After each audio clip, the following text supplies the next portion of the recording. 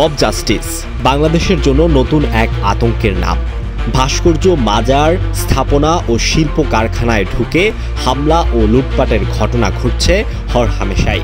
দেখা গেছে আটকের পরও আইনশৃঙ্খলা বাহিনীর কাছ থেকে ছিনিয়ে নিয়ে পিটিয়ে মেরে ফেলার ঘটনা।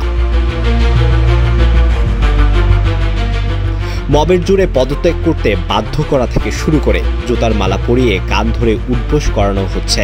বেড়েছে দলবদ্ধ হয়ে বিচার বহির্ভূতভাবে কাউকে হত্যা করার ঘটনাও। মব জাস্টিসের শিকার হচ্ছেন রাজনীতিবিদ, পুলিশ, শিক্ষক, আইনজীবী, চিকিৎসক থেকে শুরু করে চোর, ডাকাত, ছিনতাইকারী সহ নানা শ্রেণী পেশার মানুষ, যার ফলে দেশ জুড়ে ভীতিকর এক পরিস্থিতির সৃষ্টি হয়েছে। বিশ্লেষকদের মতে অন্তর্বর্তী সরকার ক্ষমতা নেয়ার পর থেকে বিগত কয়েক মাসে মব জাস্টিসের ঘটনা উদ্বেগজনক হারে বেড়েছে। বিভিন্ন স্থানে ঘটা এই ধরনের হিংসাত্মক ঘটনা প্রতিরোধে রাষ্ট্রের পক্ষ থেকে তেমন কোনো কার্যকর পদক্ষেপ নেওয়া হচ্ছে না বলে অভিযোগ সাধারণ মানুষের। তারা আরও বলছেন, এভাবে মব জাস্টিস বেড়ে যাওয়ার পিছনে বিগত সরকারের কর্তৃত্ববাদী শাসন বড় ধরনের ভূমিকা রাখছে। গত দেড় দশকে জনমানুষে যে ব্যাপক মাত্রায় ক্ষোভ সৃষ্টি হয়েছে, বর্তমানের ঘটনাগুলো তারই বহিঃপ্রকাশ।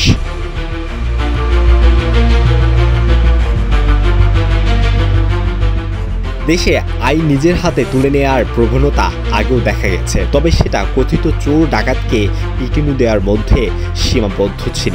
কিন্তু এবার পুলিশ, শিক্ষক ও বিশ্ববিদ্যালয়ের উপাচার্য সহ বিভিন্ন প্রতিষ্ঠানের প্রধান ও কর্মকর্তাদের জোর করে পদত্যাগে বাধ্য করা, মারধর করে দাঁড়িয়ে দেওয়া, আদালত এলাকায় আসামিদের ওপর হামলা, পিটিয়ে কুপিয়ে হত্যার ঘটনাও ঘটছে। সরকারের সর্বোচ্চ পর্যায় থেকে এই বিষয়ে বারবার সতর্ক করার পরও কাজের কাজ কিছুই হচ্ছে না, বরং বেড়েই চলছে আইন নিজের হাতে তুলে নেয়ার লাগামহীন সংস্কৃতি। সর্বশেষ মঙ্গলবার রাতে গুলশানের একটি বাসায় আওয়ামী লীগের দোসর লুকিয়ে থাকার জেরে তল্লাশির নামে তছনছ, ভাঙচুর ও লুটপাট চালায় একদল। পরে জানা গেছে বাড়িটি শেখ হাসিনার রাজনৈতিক উপদেষ্টা এইচ.টি. ইমামের ছেলে তানভীর ইমামের সাবেক স্ত্রী। একই দিন দুপুরে মব সৃষ্টি করে ভাটারা এলাকায় ইরানের 2 নাগরিক সহ 3 জনকে মারধর করে। পরে পুলিশ এসে তাদেরকে উদ্ধার করে। এর আগের দিন সোমবার চট্টগ্রামের সাতকানিয়ায় মসজিদের মাইকে ডাকাত আসার ঘোষণা দিয়ে গণপিটুনিতে 2 জনকে নিহত করা হয়। নিহতদের নিজেদের কর্মী বলে দাবি করেছে জামাতে ইসলামী। দলটির অভিযোগ, পরিকল্পিতভাবে তাদেরকে হত্যা করা হয়েছে। মব জাস্টিসের নামে গণপিটুনি, হামলা, ভাঙচুর, লুটপাট সহ একের পর এক বিচার বহির্ভূত হত্যার শিকার হচ্ছে দুষ্কৃতিকারী ছাড়াও সাধারণ নিরপরাধ মানুষ।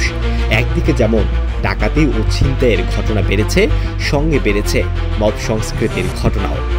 ডাকাত, ছিনতাইকারীর পাশাপাশি অনেক সময় রাজনৈতিক প্রতিপক্ষ ঘায়েল হচ্ছে এই মব জাস্টিসে। ফলে উদ্বেগ বাড়ছে সাধারণ মানুষের মনে। আলোয়ান খান, ঢাকা প্রকাশ।